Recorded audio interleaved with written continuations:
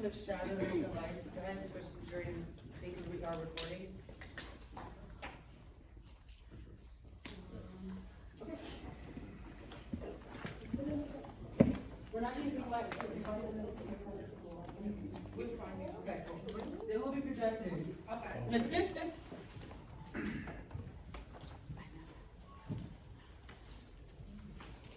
All right, thank you everyone for joining us. This is Latif's inaugural table read.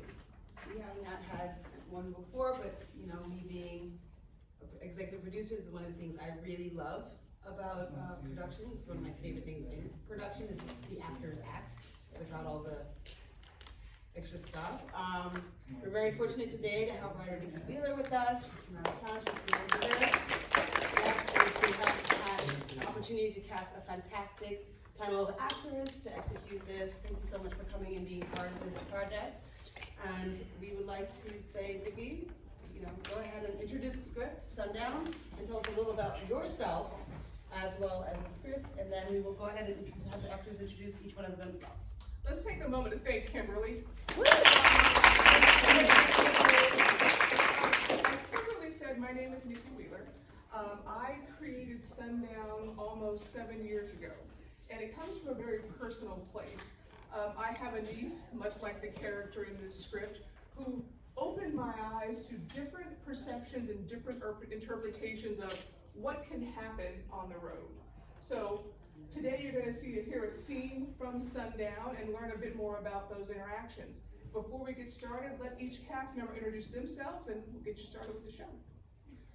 My name's Jason Culp. I've been an actor for about 50 years, and I do theater, I do Shakespeare, and I narrate audiobooks. Hi, my name's Ashton Moyo. I've been an actor for 15 years. I did a series on ABC Family called Twisted, a movie called Cities 3, and Teen Wolf. I to name a couple, and yeah, excited to be here. Hi everyone, my name is Hope Golds. I'm so excited to be here with so many of my comrades. A lot of us have had acting class together, so it's great to see familiar faces. Recently, I was at the Rhode Island International Film Festival to celebrate the entry of a film I did last fall called Small Potatoes that I was the lead in, a rom-com, so excited to share that with you all at some point. Thank you for having me. Hello, my name is Tiffany Kyle. I've been an actress for several years. Thank you. No, I can see. Thank you. But I'm in television and film, and I'm excited to read the script. Thank you. Hi, my name is Claudine Perez-Lewis. I am a Haitian American actress. I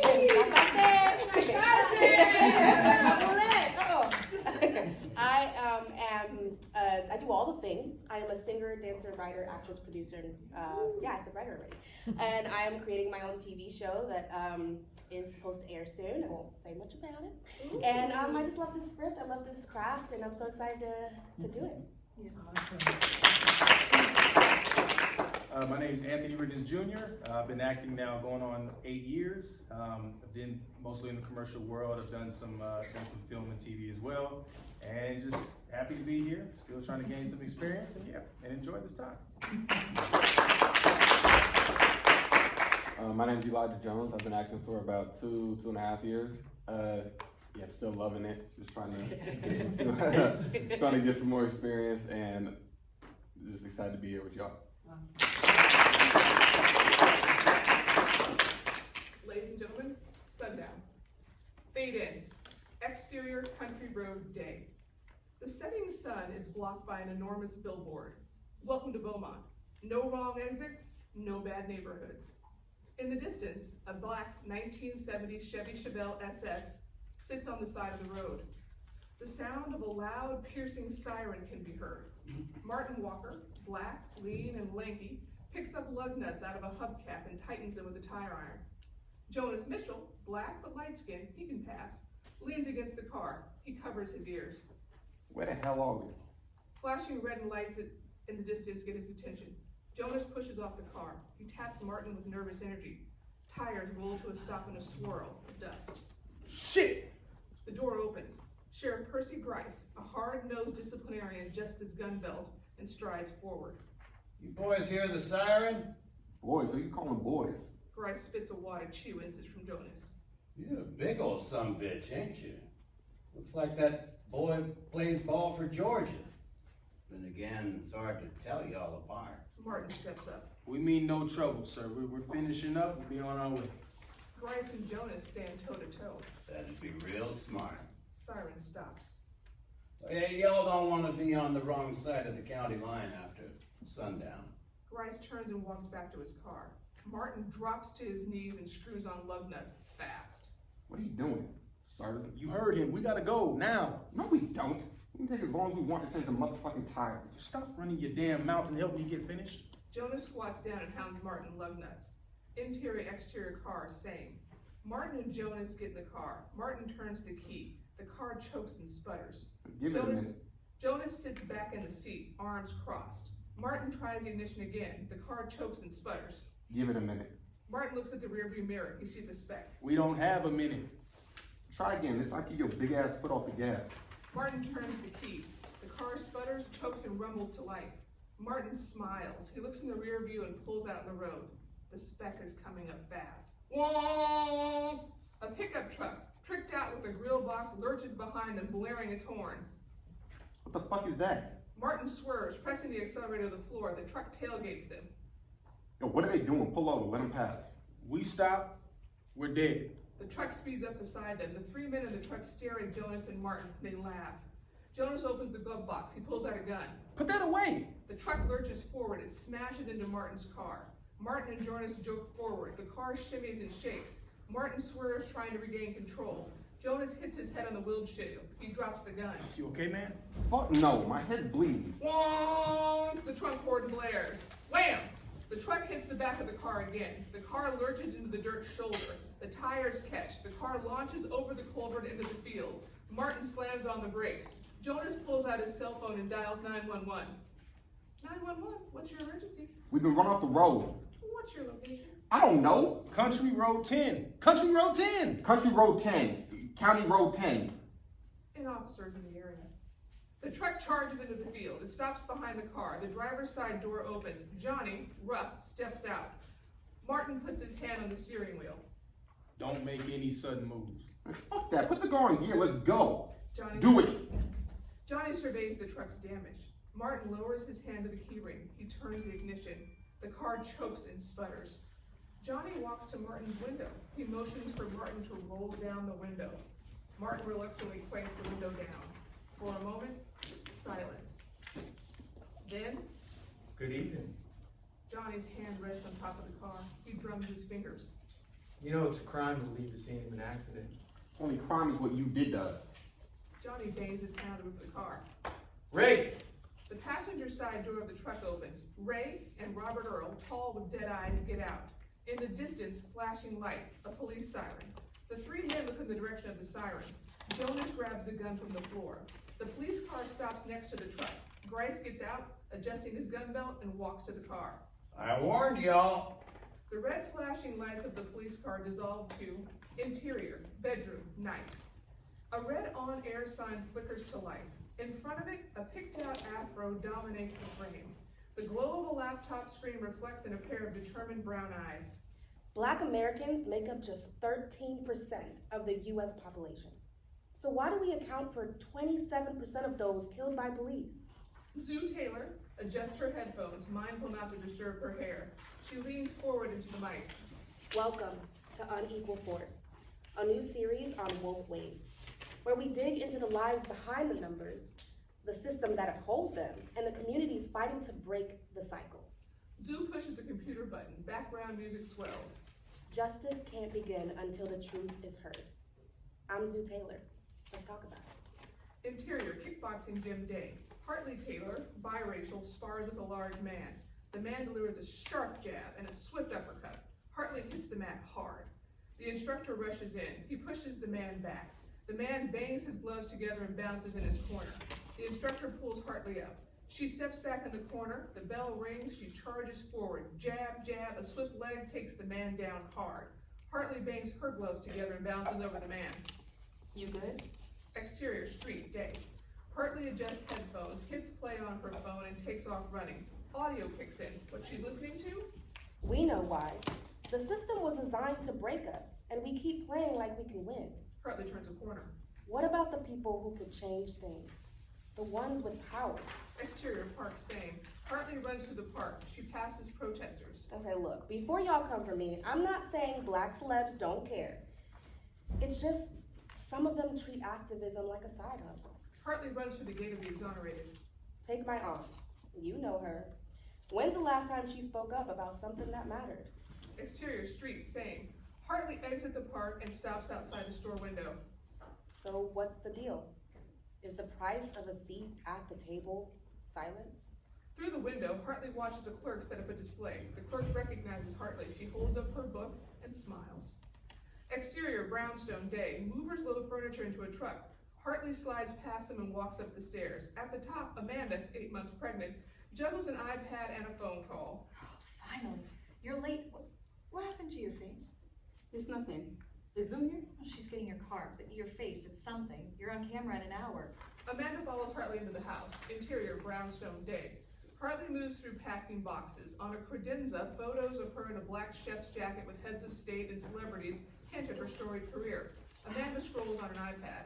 For the interview, when you talk about the book and the new LA restaurant, plug your women feeding women appearance. I thought it was sold out. Oh, VIP experience packages. We still have plenty of general admission. Hartley flips through a pile of mail and she gives a side eye. Oh, then you'll show Kelly how to make the perfect egg. It's a setup for a bit she's working on. Just go with it. Fine, as long as we keep the interview light and fluffy like that. Well, they agreed to the off-limits topics, but Zoo's podcast is trending, subs are up. It's a demo Kelly would like to tap into. Hartley shakes her head and walks to the door. Okay, fine. No podcast. After the show, a call to the investors. Can't they wait until we get to LA? They're anxious. They bought Heart and Craft, and now with the divorce. Nobody has ever regretted investing in Hartley Taylor. What do you want me to do?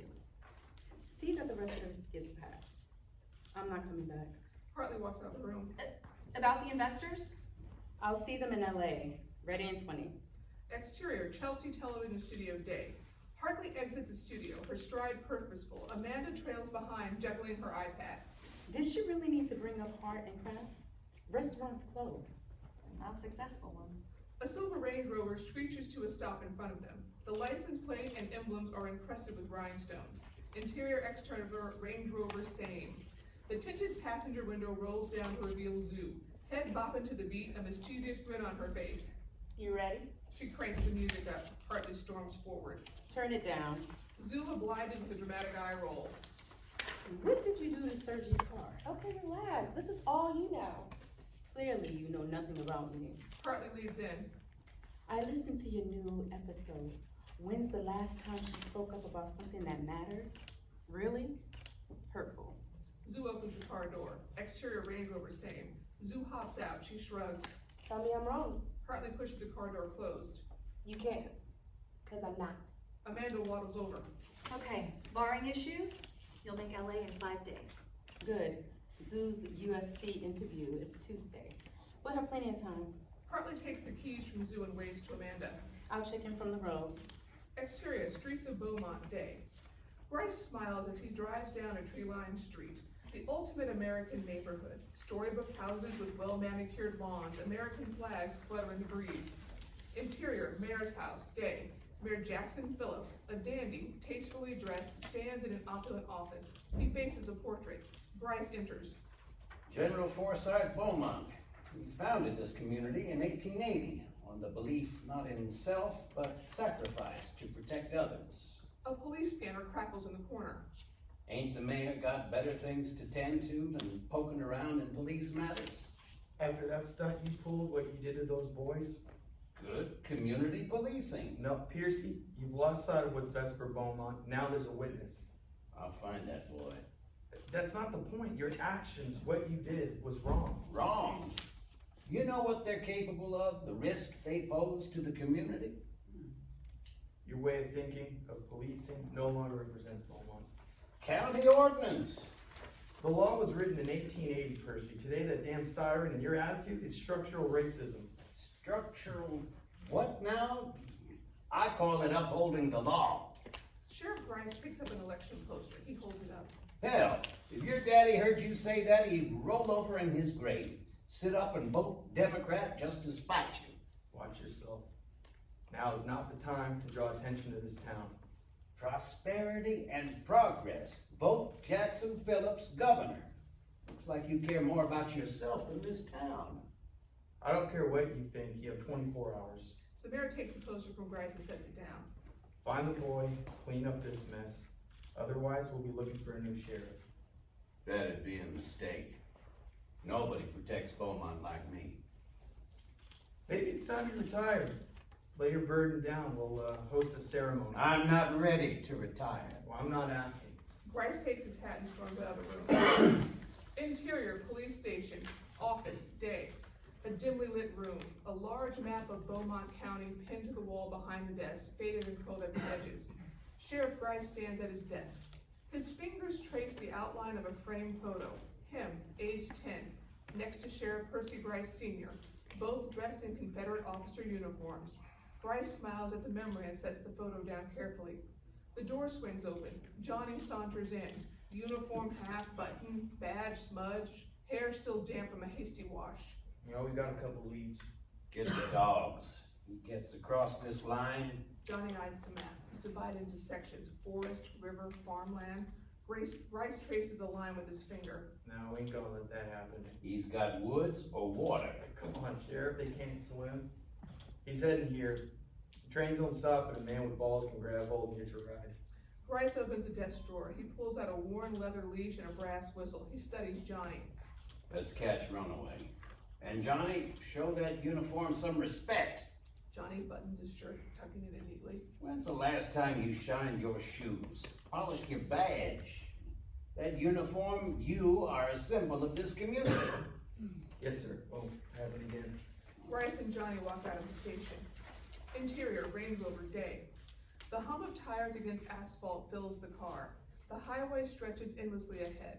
Hartley speeds comfortably, one hand on the wheel, the other swipes through a playlist.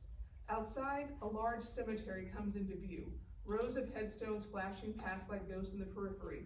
Hartley glances at Zoo, her face buried in her phone.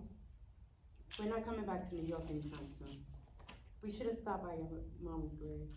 Hartley exhales, gripping the wheel a little tighter. It's still so fresh, even after 12 years. I'm forgetting her face. I don't see how.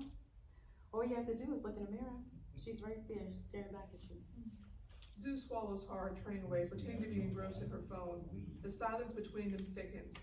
Hartley taps the screen. Melodic tunes fill the car. What is this? Bent. He's a British artist. I don't know why he never got big. That track is what? What do you know about music? Thug Son? Is that what you listen to? Oh, wow. So you think I just listen to trap and drill? Zoo taps the panel and swipes aggressively, landing on Hot Girl Coach, a high-energy female rap artist. The bass booms. Hartley winces as the beat rattles the car. She adjusts the volume down a few notches. Through the windshield, a sign reads, overhead, Ohio Marblehead Lighthouse, quarter-mile. Suddenly, ding, ding, ding! Hart looks at the display. The gas tank is empty. The icon flashes. Right then, a truck whizzes past them at top speed. Hartley swerves. What an ass. See if you can find a gas station. Didn't we just get gas? Like 4 hours ago. It looks like the Wi-Fi is out. Zoo connects her phone to the car. A map appears on the panel. Okay, take the next exit, Beaumont. There should be an AMCO station. AMCO? I haven't seen one of those since I can't remember. Hartley takes the exit. She stares through the windshield at a dilapidated storefront surrounded by overgrown weeds. Is this place even operable? Exterior, AMCO, continuous. Hartley steers the car into the deserted gas station. Outside, a fluorescent bulb flickers on and off. A long truck is parked to the side. Business seems slow. Interior, Range Rover, continuous. Hartley puts the car in park. She looks through her bag for her wallet. She hands Zoo a $20 bill. I'll come. I hope this card thing works. You run in and grab some snacks. Zoo takes the money. Okay, anything you want? Skittles? Really? You and sugar? No. Fine. An apple, some almonds. Zoo walks around the back of the car. Interior, Amco, continuous. The store is way too brightly lit and grimy. A nasty fly strip dangles by the door. The sound of the bell over the door gets Jan's attention. She looks up from a magazine at Zoo. Zoo nods at her and walks down an aisle. Jan casually slides her hand beneath the counter. She presses a button. Without a second thought for what she's done, she pops gum, rubs her pregnant belly, and goes back to her magazine. Bob, portly, with a receding hairline and pockmarked face, appears from the back. Zoo wanders down an aisle. She stops in front of a magazine rack. An image of Hartley adorns a cover. Zoo picks up the magazine and flips through it. Bob stands at the end of the aisle. You wanna read it, buy it. This ain't no library. Zoo looks at Bob. She closes the magazine and steps it back in a rack. She wanders down another aisle. Bob follows her. He pretends to organize inventory. He watches Zoo pick up almonds and a bag of Skittles. Zoo grabs 2 apples, some crackers, and some gum. She bobbles the apples and catches one before it hits the ground. She walks to the counter and sets the items down. Jan pops a bubble. I like your hair. How'd you get it so big? Jan reaches to touch Zoo's hair. Zeus pulls back out of Jan's reach. She slips her hands in her hoodie pocket. Bob shadows Jan with the guise of restocking cigarettes, his gaze locked on Zoo, who's growing increasingly uncomfortable. Her eyes catch a glimpse of an Aryan Brotherhood tattoo on Bob's forearm. Jan scans items and slips them into a bag. The bell over the door rings. Hartley bounces in. She walks up to Zoo. Got everything? I'll talk to Amanda. That'll be 10 even. Jan pushes the bag toward Zoo. Almost. Zoo hands over the 20. The cash drawer dings. Jan retrieves change and hands it to Zoo. Bob, unable to resist, intervenes. What about the Skittles? Zoo's hand instinctively finds the Skittles in her hoodie pocket. Her heart skips a beat at the realization. Picked them up, but they ain't on the counter. You stealing? Is this how you treat your customers? I saw her with those Skittles. Where are they now? Are you calling my niece a thief? Empty your pockets. Fuck you.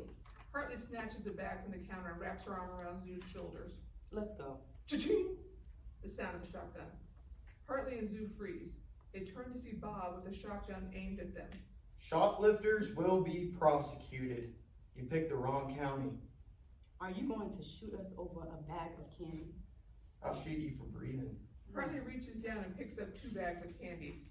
These are 2 for $1. She takes the $10 bill from Zoo and throws it at Bob. Keep the change. Jan tries to catch the bill. It lands on her magazine. Hey, it's you. What the hell you battling about?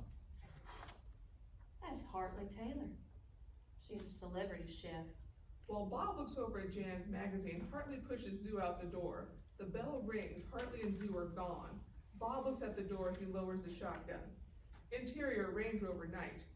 The doors lock. Hands trembling, Hartley steers the car. She jams her foot on the gas pedal. The car lurches forward and shimmies back on the road. Zoo reaches over, touches her gently on the shoulder. Pull over. Hartley shakes her head. It's okay. Hartley steers to the shoulder and stops, shutting her eyes. How are you not freaked out? It's not the first time I've been in that situation. What are you talking about? The mall in Jersey. I bought some hair ties. I put them in my pocket. An off-duty cop pulled his gun, accused me of stealing. Why am I just now hearing this? It was over in like a minute. Zoo reaches into her pocket. She pulls out the Skittles. Azul has shit. You stole those? Zoo opens the bag of candy and pops a couple into her mouth. Okay, calm down. I was putting them on the counter when the girl reached out to touch my hair. When I leaned back, I put my hands in my pockets and, well... Do you realize what you just did? You played right into every stereotypes about black people. Okay, because white people don't steal? Missed the point much? You have to hold yourself to a higher standard. Why? From the second that man had his eyes on me, he acted like I was going to steal something. So you decided to prove him right. It was an accident. Hartley grips the steering wheel and pulls out onto the road. you're so confident, and oh, Bob, turn the car around. We'll go back there and I'll confess. There were, Don't you even start with that. There were bad people on both sides bullshit. you know what? Yes. Bob was wrong and so were you. How about you stop giving them ammunition? Them. I can give you a list of people who gave them no reason and are no longer alive. It goes both ways, doesn't it? Easy for you to say. You've never had to walk in my shoes or the shoes of anyone who looks like me. Zoo, Suddenly, whoop whoop, red lights flash. Hartley looks in the rearview mirror. A patrol car approaches fast. get rid of the candy. Zoo gathers the Skittles and stuffs them into the glove box. Through the side mirror, Hartley sees Sheriff Grice casually exit the police car. She walks to the car. He touches the back of the car and tries to look in the windows. He reaches the driver's side window. Hartley rolls the window down. Interior Range Rover same. Sheriff Grice shines his flashlight at Hartley. She shields her eyes. Officer, Sheriff, how can I help you? window tint this dark is illegal in Beaumont County. You're just passing through. License and registration. Hartley reaches for her bag. Hands where I can see 'em. Okay. How do you suggest I get my license and registration? Take it slow. Zoo, would you grab the registration? Any weapons in the car? Hartley hands Sheriff Grice her license and the registration. What's this about? It's after 7. What's your point? Stay put. I'll be right back. Grice walks back to his squad car. Interior Range Rover same. Hartley rolls up the window. Is it illegal to drive at night in Beaumont. Did we exit off highway and onto Route 10? I think so, to get the gas. Well then, yes, it is. Zoo turns the phone toward Hartley. Beaumont. It's a sundown town. Come on, it's the 21st century. Sundown towns don't exist. ProPublica did an entire series on modern day sundown towns. We're in one. Sheriff Grice is back at the driver's window. Exterior Range Rover same. Roll it down. Hartley hesitates. Her hand hovers over the button. Thwack! Grice's body lurches forward against the door. His flashlight clatters to the pavement, beams spinning wildly. A blur from the woods. Crack! A forearm smashes at the darkness. Martin explodes from the tree line. He grabs Grice by the collar, slams him against the hood. Grice gasps, then screams. Martin's face is mud-streaked, eyes locked, unblinking, predator calm. Grice goes for his gun. Too late. A violent twist of the arm, a chokehold, a struggle of grunts and breath. Then, silence. Grice goes slack. Martin hauls the sheriff like a rag doll to the cruiser, throws open the back door, shoves him inside, slams it shut. Interior Range Rover continuous. Hartley is frozen, white-knuckled on the wheel. Zoo's mouth hangs open, breath caught. Exterior Range Rover same. Martin turns slowly toward them. Blood on his shirt, sheriff's radio still squawking somewhere in the distance. He raises his hand, steady, open, human. You need to go now, before the others come. 5 miles, county line, don't stop for anything. Interior Range Rover same. Hartley tightens her grip. She puts the car in gear and pulls away. She hesitates, then checks the rearview mirror. The cruiser grows smaller. Exterior road, tree line, same. Martin watches them go, his face half lit by red and blue flashing lights of the cruiser. He disappears into the woods. Interior Range Rover moving night. The only sound, the hum of the tires on asphalt. Zoo holds her phone up, pitch record. Fam, it's 8:17 p.m. We're driving through Beaumont County, Route 10. If you've never heard of it, good. I hope you never have to. A pause, a breath. Tonight, we experienced something. A sheriff with more power than sense. A man who may have saved us or doomed us, I don't know. Zoo's voice grows steadier, focused. If you're listening, if this is the last episode I ever upload, remember Beaumont County. Remember Route 10. Look it up, ask questions, and don't stop until someone answers. Hartley's silhouette staring forward, a faint ping. Outside shadows dance beyond the headlights. Some towns live in the past. We refuse to stay silent. We see you, and we're not backing down. The recording ends with a soft chime. Exterior road night. The car vanishes into the black, headlights swallowed by the horizon. the end.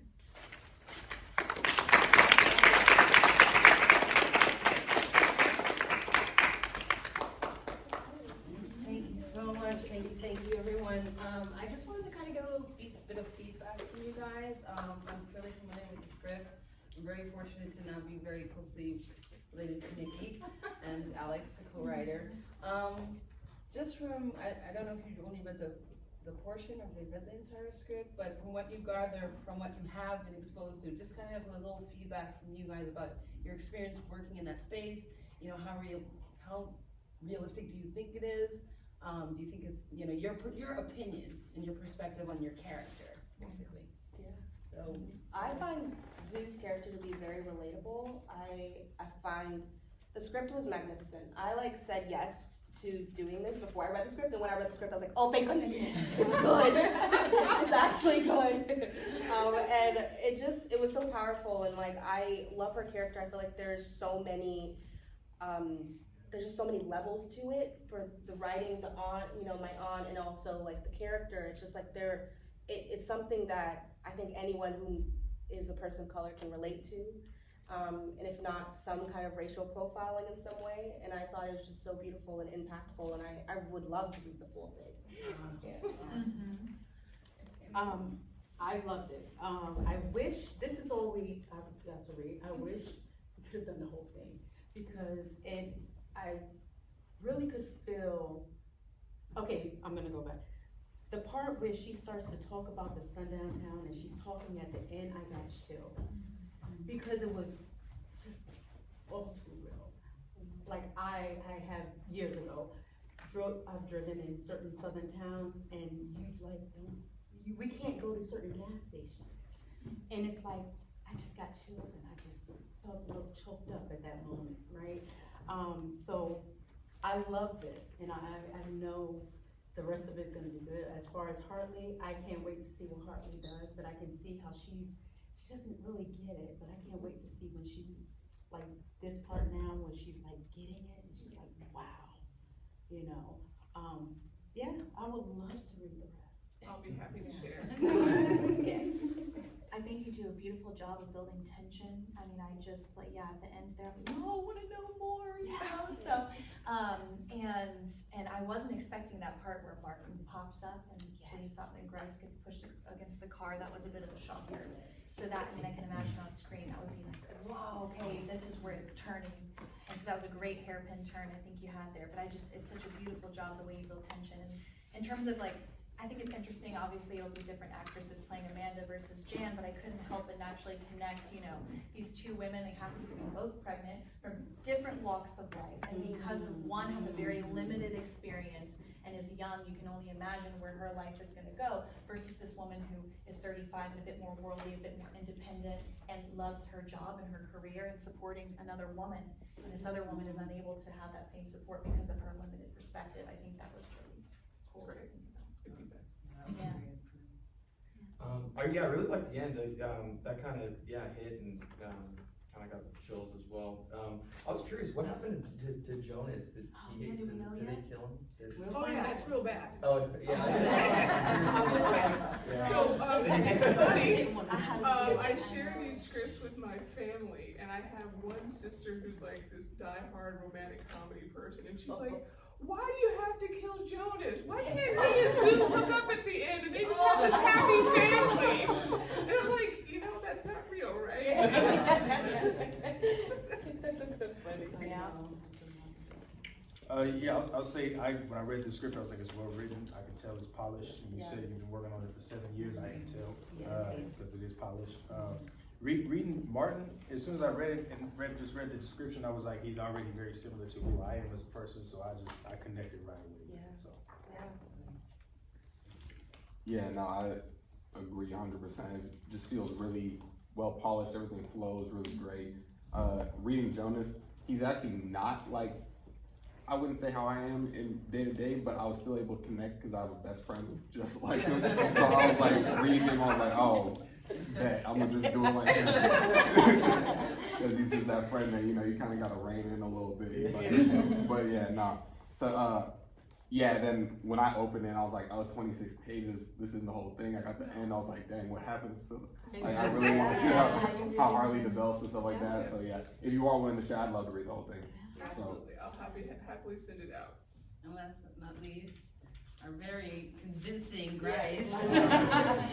I appreciate the opportunity to play a character like this, and actually, as Hope and Anthony know, I've been working on characters like this in our acting class, because they're so alien to me.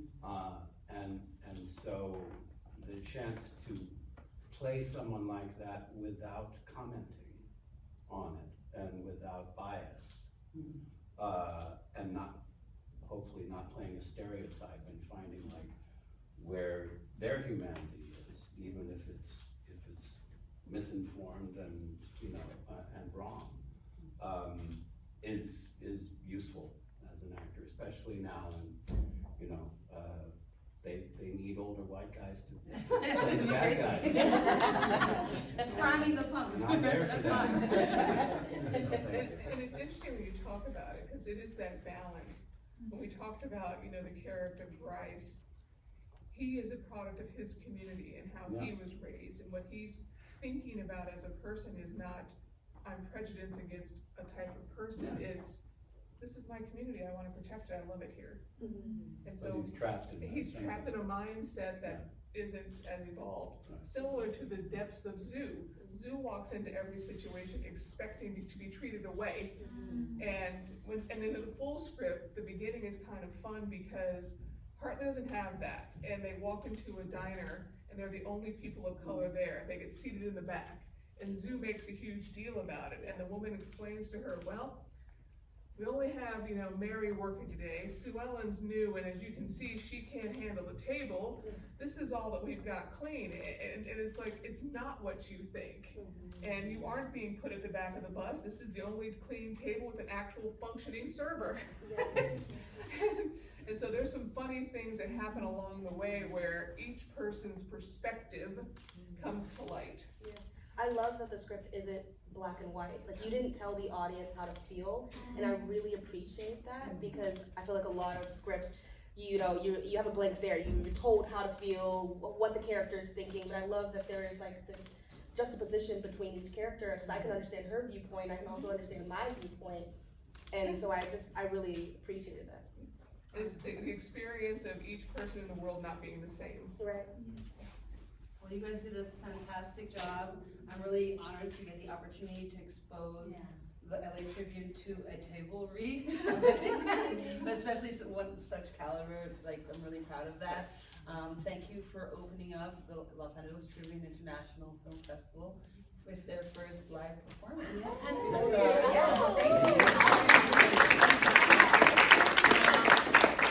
there any questions from the audience? Does anybody want to engage with any of our actors? It's just so addictive, like I want some more, like, when you say the end, I'm like, oh, I want more. So I feel, as an audience, I would look out for, look out for the film, and when your production, I want to follow you. So, and each of you are so natural and so believable, like, I get it, like, I understand when you say, I know it's you gonna be on the screen, so, so that's awesome. Your question for you, Nikki, Yes. what inspired you to write that? I was telling the cast earlier that I live in a life much like Hartley's. I've had this wonderfully protective bubble, and I'm fortunate to have a niece like Zoo, who started having conversations with me about different perspectives and how different people were experiencing the world. My sister and I were on a road trip from Denver to DC, and we got pulled over. And I'm holly jolly, oh, hi officer, what's going on? And it turns out that it wasn't a stop for any other reason than we were two women of color in this car. But because of my experience, I didn't get that. It took my niece to say to me, hey, you were racially profiled. And if it hadn't been for your position with the United States Senate, that could have gone a different way. And from there, I started doing research and learning more about sundown towns and what was happening across the country. And I was shocked to find out that they still exist today, and that there's still The New York Times had an article 2 summers ago, the Great American Road Trip, not if you're black. And I'm like, what? And so that really inspired me to look into how we can have this conversation, how we can understand Bryce, and how we can, as a society, engage in a dialogue that means we can all have good experiences on road trips and any place else. Exactly, anywhere.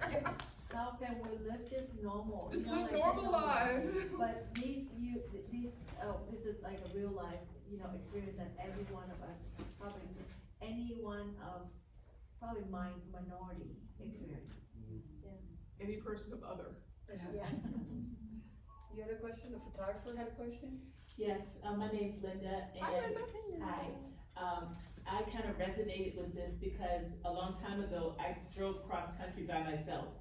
I was in the Army, and I drove from from Indiana to New Mexico, and from New Mexico back to Virginia. And I remember my sister was terrified because I was doing this. I was like, I got a new car, because I was like you, I was Holly.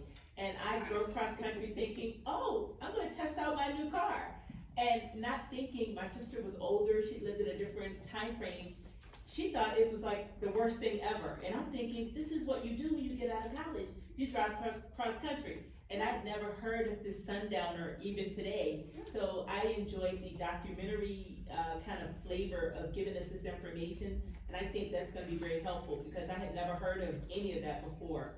But I was the person who had that jaded idea of course you drive cross country, no one is gonna bother you. And so I think that's gonna be helpful because every generation is not even aware of these types of things. Thank you for So sharing thank that. you, it was very impactful, and I can see how it would resonate with audiences. That's wonderful, thank you for sharing that, really appreciate it. We have one high up. Oh. You're gonna have to project like me. All right. Hello. Hello. So, it's fascinating to think about experience and perception. So, I used to live in Glendale. And Glendale, I found out after being there for 3 months. I'm like, do you know this was a sundown town? I said, what you mean? I'm outside every night at 10 o'clock, walking, no problem. But I used to live in the South, so I was aware of what that meant. But the texture of the town had changed to something new, where the experience of what was once a hostile environment was no longer. And so, just listening to the concept, even the title, right, Sundown, it's really it's very almost inviting as a title, because anything can happen. And then you invite perspective of what happens when the sun goes away. Now I'll tell you this, maybe I'm a little nuts. I've had guns drawn, I've had the ATF had a few beams, and I'm like, hi fellas. And they asked me my name, and I'm like, yeah, I'm not him, I'm just gonna go to the gym downstairs, and while you handle whatever you're doing. But I think that there's something to be said about what we've learned to believe about being with each other, and how that then predisposes us. So I'm very curious about how this film and giving the vantage point of just it reminds me of Crash. Oh yeah. That opportunity to look at that. So what did you find yourself after these exposes to you? Did it dramatically shift you? Was the shock something like, oh my God, this is wild, and now you look at the world differently, or did it just open your eyes a little bit? It's funny because I was telling Kimberly about these exchanges with my niece, and my niece, I'm telling you, she opens my eyes to everything. And I said, well, people ask, where are you from? I said, oh, I grew up in Northern California. She's like, that is not what they mean. I'm like, it's not? So now fast forward, I'm taking my mom to the doctor. We're sitting in the doctor's office, and I'm speaking French to my mother when the doctor walks in. He looks at her, he looks at me. So where are you ladies from? I'm being profiled. No, that man walked into this room, heard you speaking French, and wanted to know where were you from to provide you with proper care. Right. He wouldn't think, but because she put this in my mind, people don't really want to know where you're from. I'm like, oh no, the doctor's doing it. Is it happening right now? No! You were speaking a foreign language when the man walked in the room. So I think that's what it comes down to, is the context of the situation. And no, it hasn't changed. I'm still in my bubble and happy to be so. But I have an awareness of, hey, this is not how everyone's going through life, and we should have these conversations.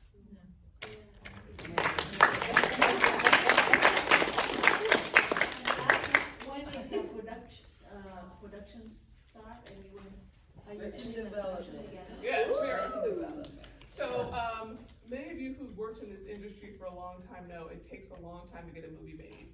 We had a couple of studios attached, but we had creative differences about how the film should go. From my perspective, it is a film about women who support each other, women who are strong, women who do not need someone to come in and take care of them. So now we're in development with another production company that's more aligned with our vision, and hopefully we're moving forward. And then that will be, let's say, the end of the year, early next year? We're looking at starting some actual, we're gonna do a short coming at the end of this year, and then we're trying to figure out if we can get into an actual production schedule in January. That's what we've mapped out. I look forward We to can talk about that, Elizabeth. 2026.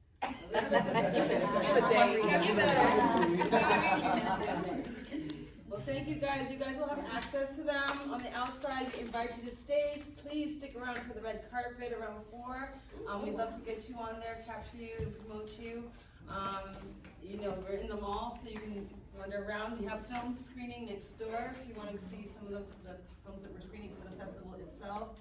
It'll be a great afternoon. We hope you'd like to stay with us. Thanks for having us. For those of you who in Southern California are locally here, we're here all day today until 9 o'clock, all day tomorrow, 10, 11 to 9 tomorrow. So come, invite your friends, and come on us. Yeah, come on us. So when you go check in, you can just say you Kimberly or Elizabeth Jess. Then come on us, invite 10 of your friends. Yeah, do that. Take pictures. Yeah. Thank you guys. And if I can get a group photo, oh yes, on the screen before you guys leave. Do you want us right here? Yeah, I'm standing up. Okay. I got lots of beautiful photos. Excuse me, can you get to the We like that.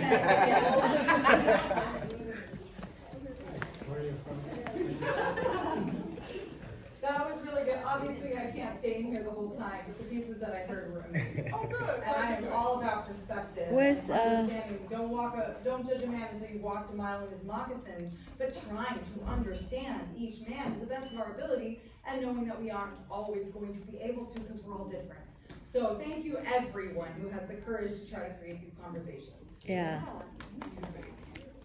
All right, and scoot up closer, like you love each other. Yeah, I like it.